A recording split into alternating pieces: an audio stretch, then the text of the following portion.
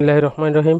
বন্ধুগণ, আজকে যে ভিডিওটা নিয়ে আসছি সেটা হচ্ছে পুরান জামার মাপ নিয়ে কামিজ কাটিং শেখাবো আপনাদেরকে। দেখেন পুরান জামার মাপ কেমনি নিতে হয় সেটা আজকে আপনাদেরকে দেখাবো। প্রথমে লম্বার মাপ নেওয়া হচ্ছে বন্ধুগণ।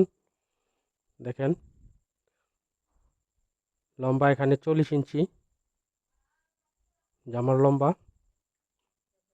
এই মাপে আমরা জামাটা কাটিং করব।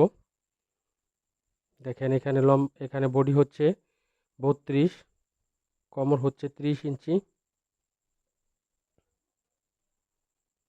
হাতার লম্বা 15 ইঞ্চি, হাতার মহড়া 9 ইঞ্চি। যেহেতু মহিলাটা শুকনা সেই জন্য এই মাপ নেওয়া হচ্ছে বন্ধুগণ। এখন নিচের পাশ দেখেন, নিচের পাশ 19 ইঞ্চি আছে, কাটিংয়ের মধ্যে আমি 20 ইঞ্চি দেব বন্ধুগণ। এখন মূল কাটিং দেখেন, কাটিং ভিডিও।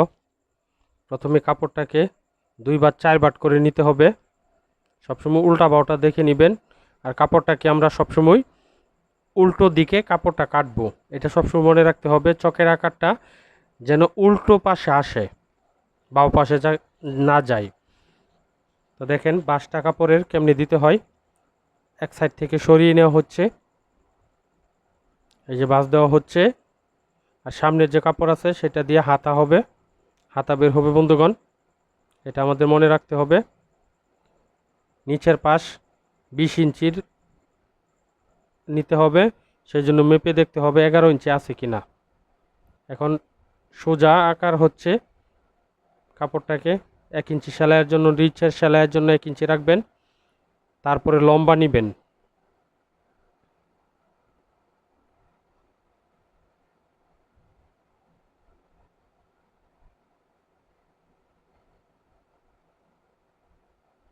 লম্বা নেওয়া হচ্ছে বন্ধুগণ।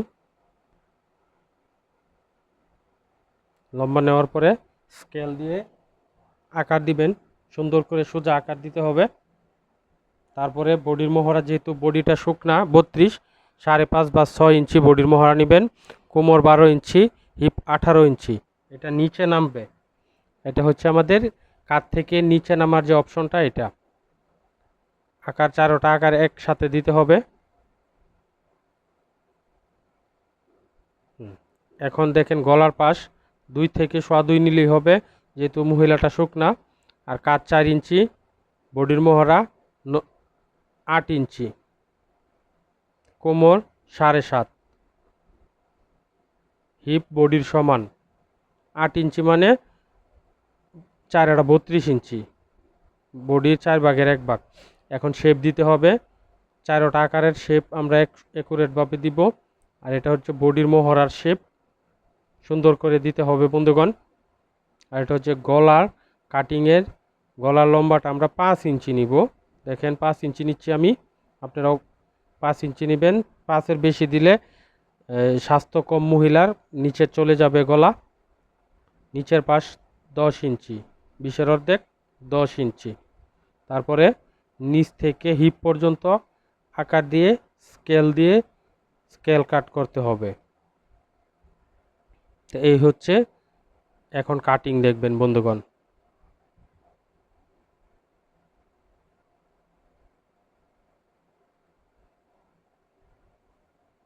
এখন কাটিং দেখেন, কাটিং দাগের 1-1.5 ইঞ্চি বাহির দিয়ে কাটতে হবে, এটা সবসময় মনে রাখবেন। দাগের 1 থেকে 1.5 ইঞ্চি বাহির দিয়ে কাটিং করতে হবে, এটা সবসময় মনে রাখতে হবে। টপসিন দিয়ে দিতে হবে গলার মধ্যে, তারপরে টপসিন দিবেন।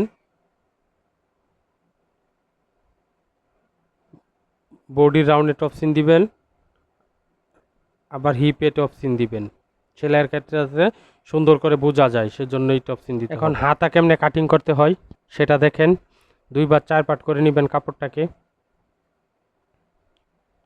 চক দিয়ে আকার দিয়ে আগে 1/2 ইঞ্চি সেলাইয়ের জন্য রেখে দিতে হবে। হাতার লম্বা হবে 15 ইঞ্চি, 15 ইঞ্চি নিয়ে সোজা স্কেল দিয়ে আকার দিতে হবে। মুড়ি সেলাইয়ের জন্য 1 থেকে 6 ইঞ্চি কাপড় বাড়তি রাখবেন। তারপরে হাতার মহড়া 2 ভাগের 1 ভাগ, 9-9-এর অর্ধেক 4.5। আর এটা হচ্ছে শেপের জন্য 3 ইঞ্চি নেবেন। এই আকারটা হচ্ছে মূল লম্বা থেকে 3 ইঞ্চি ভিতরে শেপের জন্য, আর মোহরা থেকে একবারে নিচে হাতার যে মেনিয়াটা আকার দিতে হবে। তারপরে হচ্ছে শেপ 3 ইঞ্চি শেপ, তাহলে হাতাটা একুরেট হবে। এখন কাটিং দেখেন, কাটিং শেপটা সেলাইয়ের বাড়তি রাখতে হবে কাপড়টাকে 1 ইঞ্চি। এই হাতা টপ সিন দিয়ে দেন। তো এখন বন্ধুগণ গলা কাটিং দেখেন, সামনের যে গলাটা এটা সাগরিকা গলা হবে, কাপড় দিয়ে গলা হবে, পেস্টিং বা বক্রম বসানো যাবে না। কাপড়টাকে নিচে রেখে, এটা মূল কাপড়টাকে উপরে রেখে আবার নিচে দেখতে হবে 1 থেকে 1.5 ইঞ্চি কাপড় বাড়তি আছে কিনা, তারপরে শেপ দিতে হবে গলার। গলার লম্বাটা হবে 5 ইঞ্চি, গলার পাশটা হবে 2.25 বা 2 নিলেও হবে।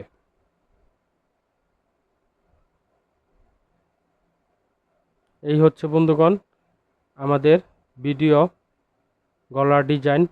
তো বন্ধুগণ আপনাদের কাছে আমার অনুরোধ রইল, ভিডিওটা দেখে ভালো লাগলে না টেনে সম্পূর্ণ ভিডিওটা দেখবেন এবং কি আমার চ্যানেলটাকে সাবস্ক্রাইব করবেন এবং কি শেয়ার কমেন্ট করবেন।